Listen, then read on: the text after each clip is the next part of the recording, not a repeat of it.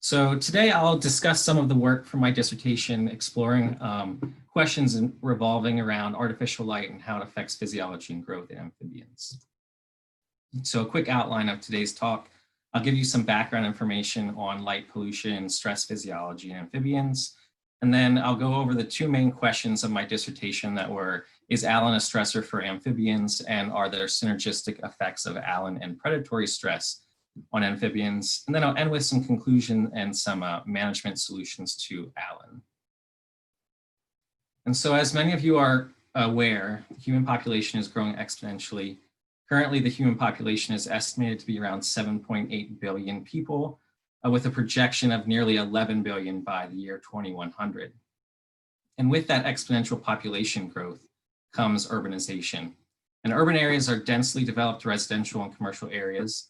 And you can see them on this map. The urbanized areas and clusters are in purple. And it's projected by the year 2030, so just another decade, the world will have over 1 million square kilometers of urbanized areas. And the humans have altered the Earth's surface so much that we're now considered a new geological epoch, the Anthropocene, that's characterized by a lot of habitat loss, alteration, and fragmentation due to urbanization, introduction of exotic species and spread of disease, climate change, and lots of pollution. And because of that, we are entering what many consider the sixth mass extinction, with an estimation between 20 and 50% of known species will become extinct within the next 20 years. And out of all these declining populations, amphibians are the most imperiled vertebrate taxa, with over 40% of populations experiencing declines globally. And there are lots of things contributing to these declines, including infectious diseases such as chytrid, invasive species in Florida. You have many of them, including the cane toad, lots of pollution and contaminants, rising sea levels and rising temperatures due to climate change, and habitat loss and alteration, which is the perturbation that I'll be focusing on for my talk. And these all contribute to stress within populations that can increase vulnerability to predators. It can decrease the competitive ability of individuals. It can compromise body condition, also impair growth and survival, and increase organism susceptibility to disease outbreaks. All of these contribute to stress and ultimately declines and extinctions. And so I want to go over a little bit about the stress response, or a response to stressor in amphibians. It involves what we call the HPI axis, which is the hypothalamus, the pituitary gland, and the interrenal glands. This is similar to the HPA axis in other vertebrates, including humans, that have adrenal glands instead of interrenal glands. And so when the brain recognizes something, an environmental perturbation or a change in the environment, as a stressor, the hypothalamus releases corticotropin releasing hormone, or CRH, which causes the pituitary gland to release adrenocorticotropic hormone, ACTH, which ultimately gets the interrenal glands to produce corticosterone. Corticosterone is the main glucocorticoid in amphibians. It's analogous to cortisol in humans and other vertebrates. And it's one of the hormones that's released in response to stressor. Though I'll caution that corticosterone is not a stress hormone. It's typically a hormone released in response to a stressor. And organisms have natural fluctuating baseline levels of this hormone. And so this infographic on the right, we have time on the x-axis and corticosterone on the y-axis. So when a stressor is perceived, typically the corticosterone levels increase. And a short-term increase in corticosterone, I'll just simply refer to it as CORT for the rest of the talk, is advantageous as it helps with glucogenesis and mobilization of energy. And you can think of it as part of the fight or flight response when an organism encounters a stressor or a predator. That individual either fight the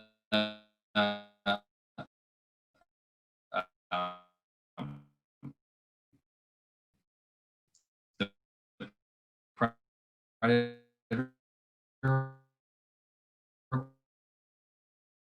or evade it, and it's advantageous. and proposed by Romero et al. In 2009. And so you have this thick gray band here, and that's your normal baseline circulating level of hormones. So on the y-axis, it says physiological mediator. For the purpose of this talk, it's corticosterone or CORT, okay? And then you have time again on the x-axis. So you typically have your typical circadian variation. Levels could be lower at night. Melatonin is inhibitory of corticosterone. You also have normal fluctuations throughout the year, such as molting in birds or reproduction in frogs. And then you have what's this called reactive homeostasis. So this involves that response to a stressor from the previous slide where an organism elevates the CORT levels to help with the fight or flight response or help dealing with the perturbation. And so there's a typical elevation of that CORT. However, if it stays elevated, you can reach homeostatic overload. If it remains permanently suppressed, you can reach homeostatic failure, which ultimately leads to death.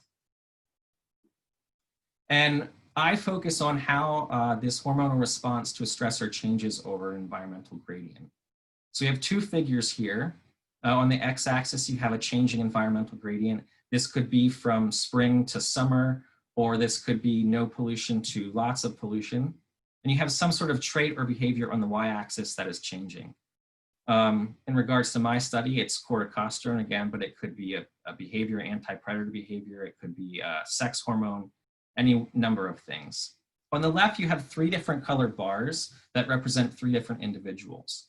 And so where they start on the y-axis, they have different, some sort of phenotypes. They all have, in this case, different levels of baseline corticosterone. But they all react similarly to the changing environment because their slopes are parallel. So they may start off differently with different baseline levels of hormones, but they're all responding the same way to the changing environment. On the right, again, the individuals are different in how they start off, but they vary in their flexibility. The individual in green shows a strong response to the environmental change. The individual in blue shows the muted response to the environmental change. And so why is corticosterone so important, and why is it important to understand these effects?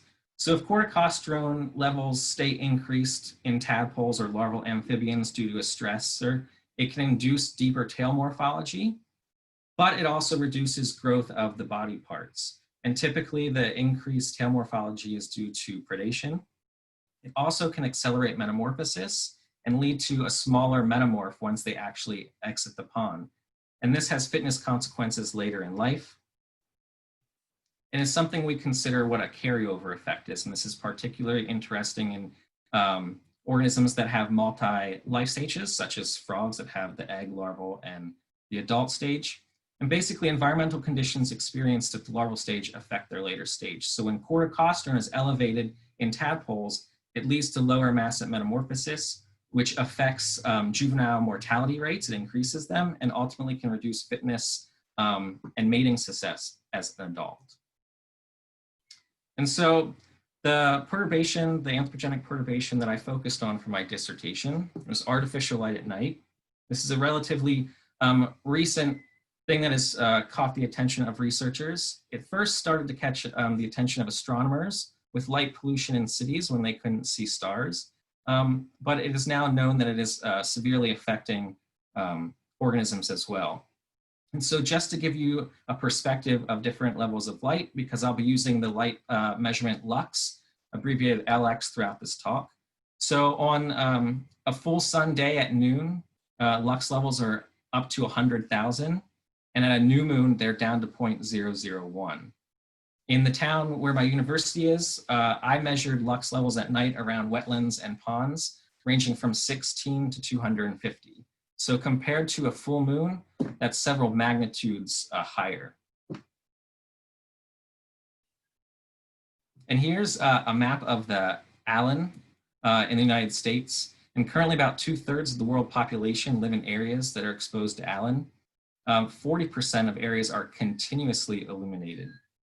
And as human populations continue to grow and urbanization increases, it's estimated that ALAN is going to increase at a rate of 6% per year. So this is a relatively new anthropogenic change that we just don't know much about, but it's not going away.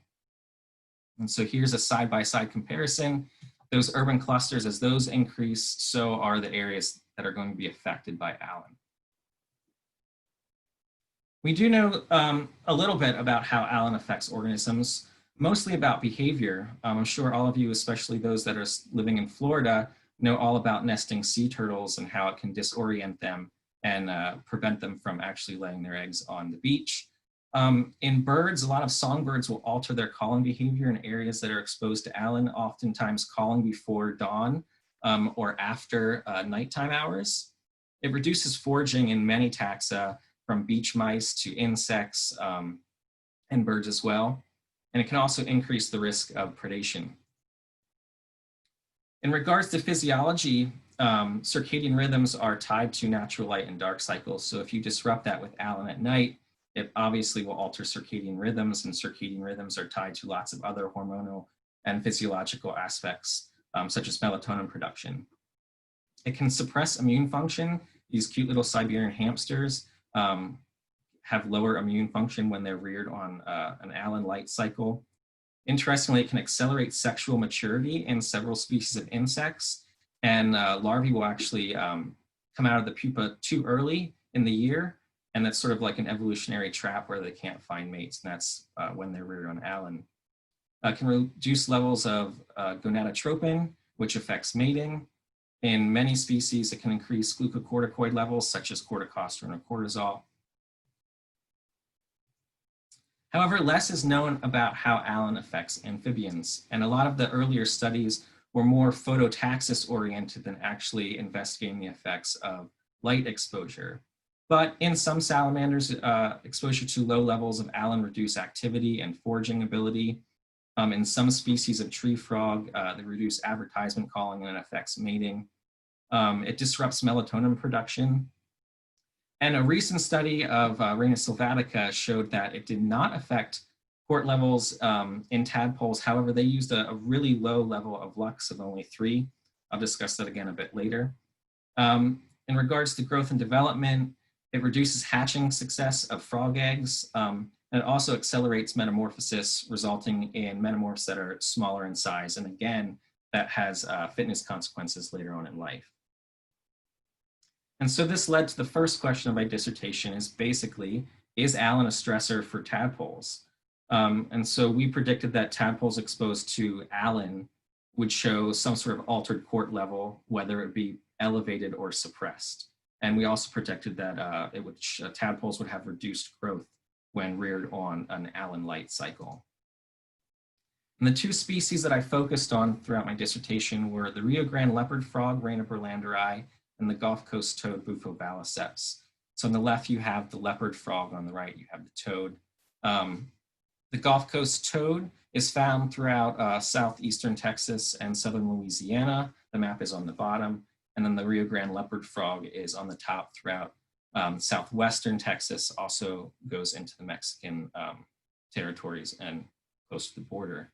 I want to point out that the Rio Grande leopard frog has a relatively large or long larval period ranging from 4 to 9 months. And in Texas, we actually have this species of tadpole overwinter, whereas the Gulf Coast toad has a much shorter larval period ranging from 6 to 8 weeks, and metamorphosis much quicker. So I collected partial egg masses and partial egg strands in the springtime in Texas at several local ephemeral ponds in San Marcos, Texas. I'm gonna outline this waterborne hormone collection method because I use it throughout the talk. Typically, when you collect hormones from tadpoles, you have to sacrifice the tadpole and they have to be euthanized to get your sample, which is a bit counterproductive to conservation efforts. And so recently we adapted a waterborne collection method that was previously used in fish that relies on passive collection of hormones through excreta and urine and gills. And we validated this in tadpoles, several different species, comparing plasma levels of hormones to waterborne hormones. And so this is what I used throughout my dissertation. And basically you put a tadpole in a known amount of water for 1 hour, and then you can extract those hormones using solid phase extraction columns. And then you can analyze them using a ELISA immunoassay. And that's what we call the baseline level of hormones, just when they're resting. We also do what we call an agitation stress test. So you'll hear me talk about agitation levels later on in the talk. And that's basically shaking the tadpoles for 1 minute every 3 minutes for an hour. And this is to look at how functional their HPI axis is when they're grown in a stressful environment. How much more of a stress response can they mount in regards to another acute stressor. And so for the first part, this question was sort of answered over 3 different years, 2017, 2018, 2019. We did a series of reaction norm studies where we differentiated the, how we exposed them to Allen, whether we exposed them to Allen first and then moved them to a control cycle to see if they could recover, or you reared them under a control cycle first and then moved them to Allen to see how they respond to the changing environment. So in 2017, we did this with leopard frogs. We had 3 different treatment groups, a natural light cycle, which was 12 hours of light and 12 hours of dark, and this was based on San Marcos. Another treatment where we had constant Allen, and our light levels at night for this experiment were 250 lux. And so I just want to bring this attention again, that previous study in Reina sylvatica where they did not see an effect of Allen, they only used a 3 lux level, whereas the 250 level that we used is an environmentally relevant level that we've in the town where the frogs are from. And the third treatment is pulsed Allen. And this is where we reared them on a normal 12 hours of light during the day. And then throughout the night, we pulsed the Allen on and off every hour. So an hour of light at night and then an hour off, an hour on, an hour off. We did this to simulate a floodlight on a building that might be on a motion sensor. So that way, if it's near a pond, those tadpoles aren't going to be getting exposed to a constant Allen. So we wanted to try 2 different types. And so we reared them for 14 days. And I measured their baseline levels of hormones on day 2 and 14 of the experiment. And then after 14 days of treatments, we moved them to the control light cycle, all of them, to see if those exposed to Allen could recover if they were only exposed for a short amount of time. On day 14, we conducted that agitation stress test to look at the flexibility of their HPI axis. We repeated this in 2018, but we varied the, how we exposed them. We exposed them to a control first for 7 days, and then moved them to the light treatments to look at how they're changing in the environment. We also changed how we reared them. In 2017, we reared them individually to facilitate repeated measures of the same individual. But in 2018, we built different containers that still divided them, but at least they were able to recognize each other visually and through chemical cues. And so we collected hormones on day 7 after their time spent in the control light cycle, and then on day 21 after 14 days in the light cycle. And then in 2019, we repeated that, but with Gulf Coast toads because we wanted to be able to compare 2 different genera, and we just repeated that. And then finally, in 2019, we also did a long-term exposure. We exposed leopard frog tadpoles to lux, either constant or natural light cycle, and reared them for the entirety of their larval period so we could look at growth. We did not measure hormones in these individuals. So now for the results. In the early studies, when we just exposed them to 14 days with a short-term Allen, it did not affect their growth. And all tadpoles survived in 2017 and 2019. Over 4 tadpoles died in the pulsed Allen treatment in 2018. The long-term Allen, however, did affect their growth. It significantly hastened metamorphosis. So those tadpoles that were reared under constant Allen metamorphosed quicker. They weighed marginally less as metamorphs, and they had a shorter snout vent length. Okay, now for physiology. So here we have a figure. On the x-axis, we have the day.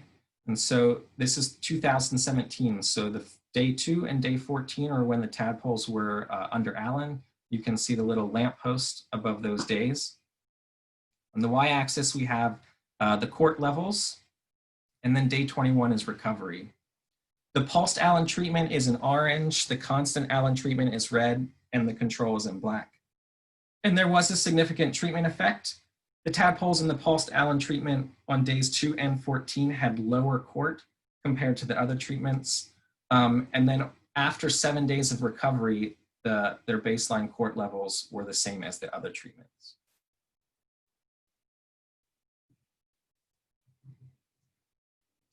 And this shows the agitation stress test for the 2017 tadpoles. In blue, we have baseline levels of their circulating corticosterone, and in red, we have their response to agitation. And the control tadpoles did mount a stress response to the agitation. However, it wasn't significant compared to baseline, as did the pulse. However, in the tadpoles in the constant treatment had a significant reduction in CORT production after agitation. So this sort of tells us that they might be down-regulating their CORT production. In 2018, okay, so we flipped the order of how we gave them allen. So first, day 7 is the control. And so here the red are the constant tadpoles and orange is pulsed. And day 21 is after 14 days of exposure to allen. So again, see the little lamppost. And tadpoles had significantly elevated levels of corticosterone on day 21 in the constant allen treatment, and tadpoles had significantly lower CORT values on day 21 in the pulsed treatment. And this is the results of the agitation test for the frogs in 2018. Both the tadpoles in the constant and pulse treatment were able to mount significant responses to agitation. And for the 2019 toads, tadpoles in both the constant and pulsed treatments showed elevated corticosterone levels on day 21 after 14 days of exposure to allen.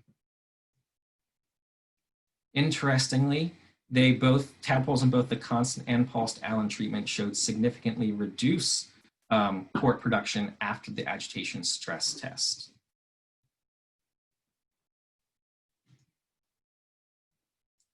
So is allen a stressor for tadpoles? I would argue based on these data, yes.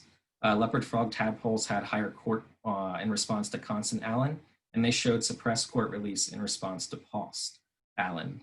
Toad tadpoles showed elevated CORT in response to both of the light treatments. Gulf Coast toads also showed significantly lower CORT after agitation. So this could be them down-regulating their HPI axis. And this could be a way to mitigate the effects of elevated CORT. I mentioned earlier that they have a much shorter larval period compared to leopard frogs. And so when the leopard frogs, their hormones were taken on day 21 of the experiment, they were still what we call it pre-metamorphosis, whereas the Gulf Coast toads were in pro-metamorphosis, which is getting near the time that they start to metamorphose. And so they could be coping with the allen perturbation by down-regulating their HPI axis to avoid homeostatic failure, but we're not quite sure. And then does long-term allen affect growth and development? Yes. The tadpoles exposed to long-term allen metamorphose faster and were smaller at metamorphosis, and this could lead to negative fitness consequences later in life. However, allen is not the only anthropogenic or biotic stressor that tadpoles face in the natural environment. So the next step of my dissertation was to see if any stress from allen was interacting with other environmental stressors. And so I wanted to answer the question, are there synergistic effects of allen and predatory stress? The biotic stressor that I chose was dragonfly larvae. Dragonfly larvae are common aquatic predators of tadpoles. And tadpoles use chemical and visual cues to detect these predators in the water. And typically their response is to elevate CORT levels briefly to avoid them, or reduce activity in response to a predator to avoid being detected. We do know that predatory stress acts synergistically with other chemical pollutants in the water. There's lots of work that have been done by Belden and Blaustein on this. And so it opened the question, is there synergism of predatory stress with allen? And so to do this, I designed a mesocosm experiment to look at how allen and predatory stress affects physiology and growth in leopard frogs. We predicted that tadpoles exposed to both allen and predators at the same time would show higher court levels and metamorphose faster than tadpoles exposed to either allen or predators alone. And again, I collected Rio Grande leopard frogs from ephemeral ponds in San Marcos. And 4 weeks prior to the experiment, I set up 32 mesocosms. I filled them with rainwater. I added dried vegetation from around the ponds that I collected the eggs from and added rabbit chow. And then I inoculated each mesocosm with a liter of pond water and some concentrated zooplankton. And this was just to create a self-sustaining ecosystem for the tadpoles to live. In order to do a repeated measure from the same tadpole, I had to be able to identify them. And so I used a VIE, or a visual implant elastomer. In this middle photograph, you hopefully can see the pink, orange, and green dots near the base of the tail of the tadpoles.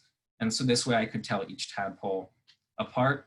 And I also collected annex species dragonfly larvae from the same ponds that I collected the eggs from. And so after the 4 weeks and the mesocosms became looking like little ponds with lots of zooplankton and algae, I added 6 marked tadpoles and 6 unmarked tadpoles to each mesocosm. And this was just to create a environmentally relevant density. I had 8 mesocosm replicates per treatment. I had a control treatment. I had a predator treatment that just had dragonfly larvae. I had an allen treatment that just was exposed to allen. And then I had the predator and allen treatment. The dragonfly larvae were housed in these floating plastic bottles that had holes cut in them. So this prevented the dragonfly larvae from actually depredating the tadpoles, but the tadpoles were able to visually and chemically sense the dragonfly larvae. They also had these foam discs around the top, and this was so that the metamorphs, as the tadpoles started to metamorphose, could escape the water. The light level was around 200 lux at the surface level of the mesocosms, and we used 35-watt LED floodlights. We specifically chose LED because lots of municipalities are starting to solely use LED lights. And so that's why we chose those. So that the dragonfly larvae would release cues into the water, I fed the dragonfly larvae 2 non-experimental tadpoles 3 times per week. All of the other non-predator treatments had empty floating containers in their mesocosms. On the days that I fed the dragonfly larvae, I also opened those mesocosms and opened up the plastic containers just to equalize disturbance. I added rainwater to the mesocosms as needed as they started to dry out. Originally, we had planned to run this experiment through the entirety of the larval stage. However, the frat house next door, the abandoned frat house next door, had some raccoon infestation. And around day 16 of the experiment, half of my mesocosms were broken into by raccoons and tadpoles were eaten. So I had to end the experiment early. I used the same waterborne collection method to collect baseline levels of hormones on day 7 and day 14 of the experiment. And I also conducted an agitation stress test on the tadpoles on day 14.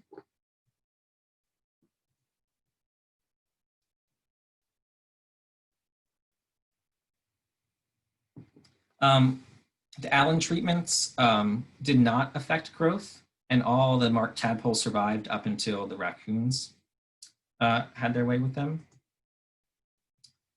Here's the results of the physiology. So again, we have daytime, the day of the experiment on the x-axis, and corticosterone on the y-axis. The black line represents the control. The green represents the predator. The red is the allen treatment, and the brown line is the predator and allen combined treatment. So the tadpoles that were exposed to both the dragonfly larvae and allen had significantly higher court on day 7 compared to all other treatments, and on day 14 had higher court levels than the control and the allen alone.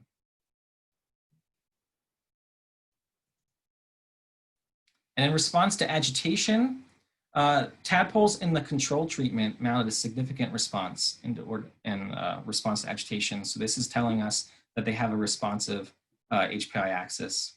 And then tadpoles in all other treatments, the predator treatment, the Allen treatment, and the predator and Allen, showed significant reduction in agitation. So is there synergy between predator presence and Allen? I would argue that these data suggest yes. Tadpoles exposed to both the Allen and dragonfly larvae had the highest court release rates compared to tadpoles in other treatments.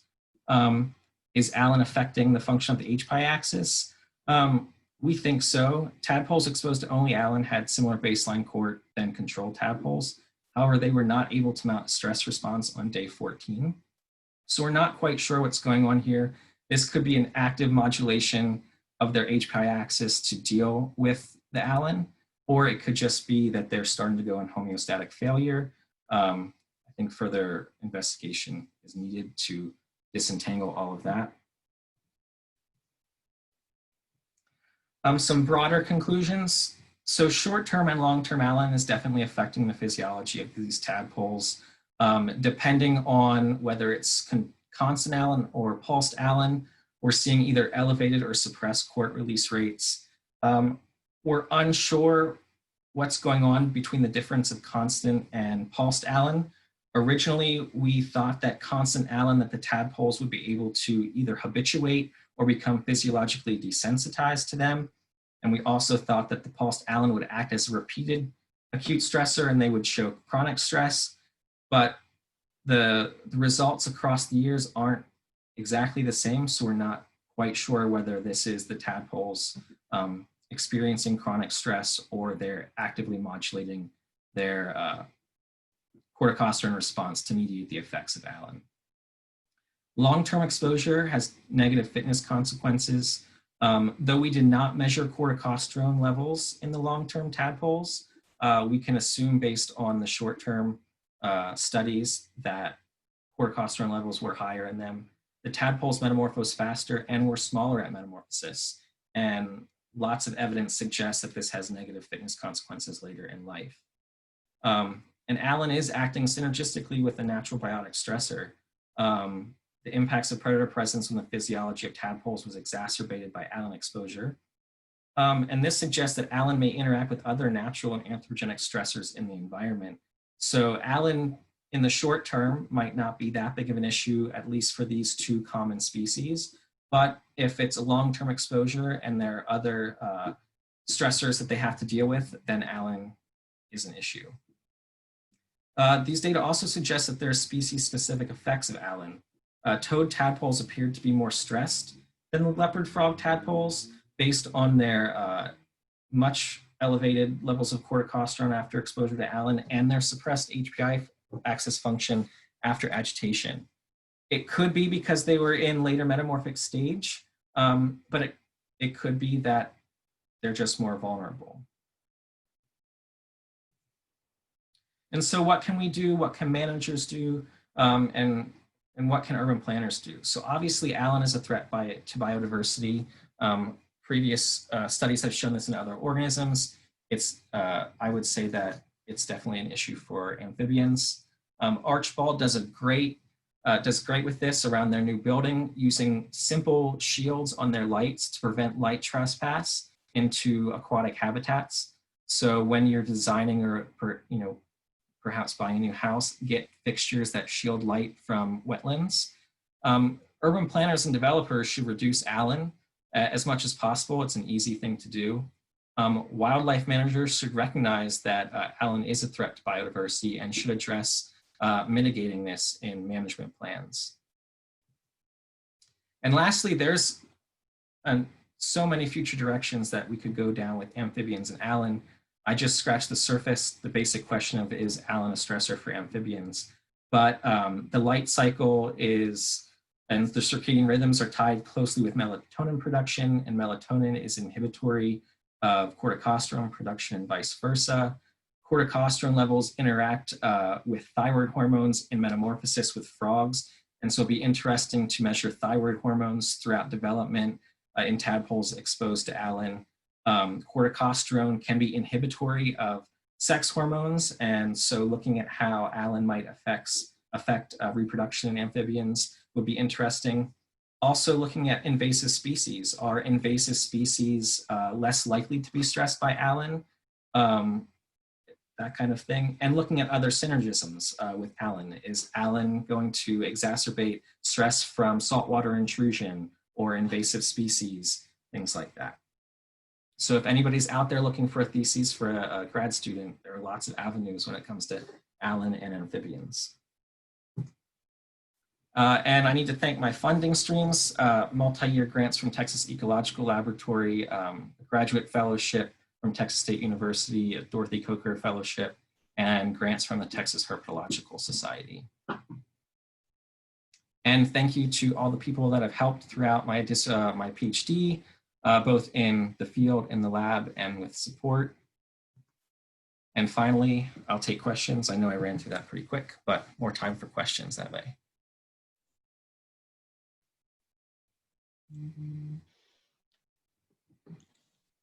Thanks, Zach.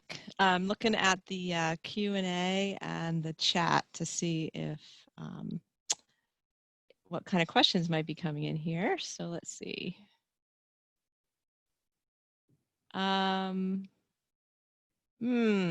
Okay, this is an interesting one. Someone was curious about whether the lunar cycle can affect tadpole behavior and how that might have interacted with your ALAN experiments outside. That's a good question. As I recall, there are a few studies that have looked at tadpole behavior at night, but I don't think they saw huge differences based on lunar cycles. But that's something that could potentially be an issue. But the light levels that I used, around 200, 250 lux, I don't think that the difference between a new moon and a full moon would really matter in this experimental setup because of the intensity of the light that I used at night. Right. Okay. We have another question about, you know, what other ALAN amphibian studies have been done or do you know of that are ongoing? With amphibians? Yeah, looking at this. So there's one that I just became aware of by Cope et al. It was published this year, but I just found it a few weeks ago, or else I would have incorporated it into it. They actually looked at synergism of ALAN with predatory stress, similar to what I did. They did not see any differences in court in the larval period. However, they used really low light levels. So at the surface of their water, their lux levels were only 3, and mine were 250.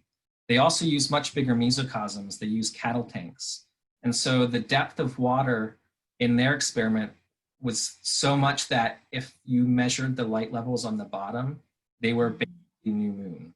So really, in that experimental setup, the tadpoles could avoid the light, whereas in mine, they couldn't as much.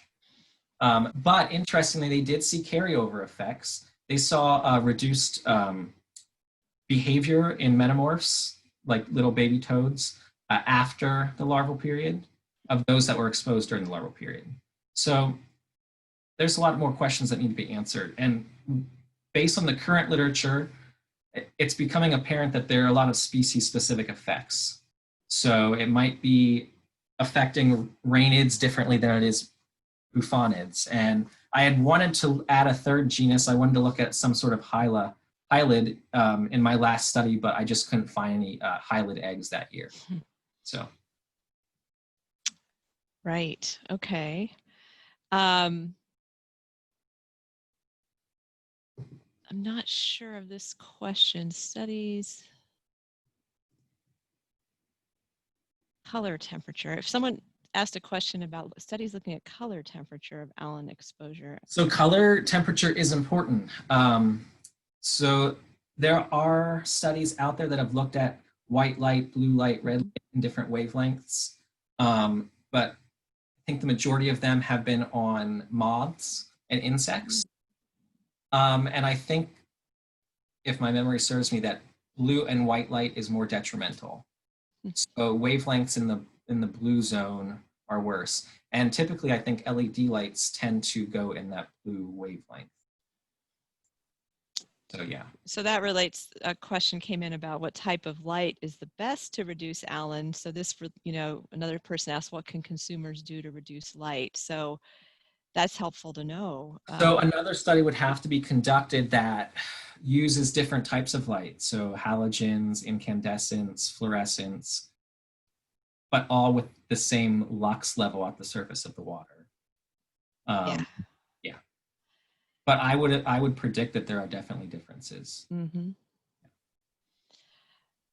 Okay. Wow, the questions rolling in here.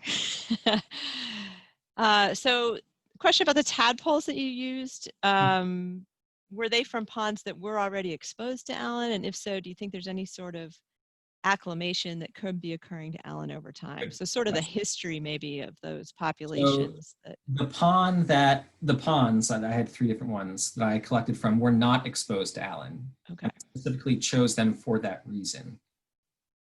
And I collected them at egg stage. So even on the off chance that there was some weird perturbation of light, it would have only been during the egg stage. But these ponds were not exposed to ALAN. Okay. Okay, here's a question. I understand that when a water source begins to dry up, metamorphosis will speed up. Is that also related to court response? And so then, you know, thinking, will that change rainfall patterns? Changing rainfall patterns affect amphibian metamorphosis? Yes, that's a great question. There are lots of studies that show that faster drying ponds, tadpoles have higher corticosterone levels and will hasten metamorphosis. So if, you know, global climate change continues, and as it is and will, and temperatures increase, perhaps hydro periods will reduce in certain areas. And if those hydro periods are reducing rapidly and there's ALAN exposure, they could act synergistically and there could be even more deleterious effects. Yeah. That's a good question. Mm-hmm. Thanks, Linda, for that one. Dylan is asking if ALAN might affect the threatened spring salamanders in San Marcos and other central Texas springs. So funny you asked. That's a good question. The first summer that I was here, my advisor urged me to focus on the San Marco Salamander, Eurycia nana, and I got clearance to work with them at the federal hatchery in San Marcos. And I did a preliminary study on exposing them to ALAN, and we didn't see any effect.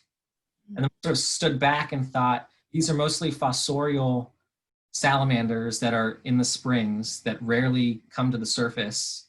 And once they do come to the surface, they're going to be hiding in rocks. So if there is ALAN exposure in the areas that they're living, they can easily evade it. Mm-hmm. But we decided to go a different route and focus on frogs. That's a really good question. But I would hypothesize, based on my preliminary study and their life history, that I don't think ALAN is necessarily an issue for Eurycia salamanders in Texas. Mm-hmm. They have enough issues, so maybe that's a good thing. I mean, it's just loss of habitat, and yeah, and runoff. Yeah. Okay. I'm not seeing any. Am I missing any? I'm just gonna scan any in the chat or the questions. I don't see any open questions right now. I did have one little thing. I wondered, in that last experiment that you talked about, you had marked and unmarked tadpoles, some of each in each tank. Yeah. So is that because you thought that the elastomer marking might itself be using stress in them, and so they were kind of a control? Or so I should have clarified. I only collected hormones from the marked tadpoles. Okay. I only added the unmarked tadpoles to increase the density. Gotcha. At an environmentally relevant density. Yeah, I only collected hormones from the marked tadpoles. Okay. But that elastomer has been studied pretty well in lots of organisms, and there's an initial response to it, but it goes away pretty quickly, rapidly. And internally, I did some preliminary work with just looking, you know, how far I could put the HPI axis of these tadpoles, and they start recovering from ACTH injections within 2 hours. And it's this needle, so it's a very short-lived stress for them. Gotcha. yeah, it's tricky with court Yeah. and handling and designing these experiments to Yes. get the right protocols. Okay. Oh, another one came in. This is an interesting thought about sort of indirect effects. Would allen exposure affect plant growth and food availability for the tadpoles too? So there's been one recent study that looked at phytoplankton growth, and I don't believe that they saw a big difference between treatments, but that's something that we thought of about too. And in my mesocosms, I had glass slides in each mesocosm that I removed weekly, and so I could quantify periphyton, and there was no difference. Okay. But I think long-term, potentially, there could be. There was also, and I think the same study that they looked at assemblages. They had some closed off mesocosms and some open mesocosms, and they wanted to see if it affected recruitment. And I think they had more hylids lay eggs in the open mesocosms, but that I guess makes sense because they're open. Yeah. Huh. Okay.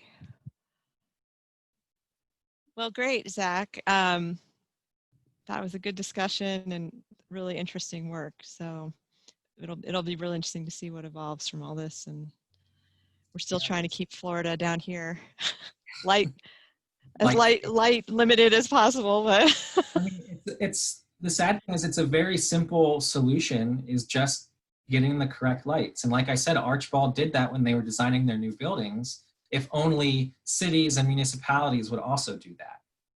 Yeah. But yeah, it's hard to, get that across, I guess. All right. Good thing to think about. Yeah.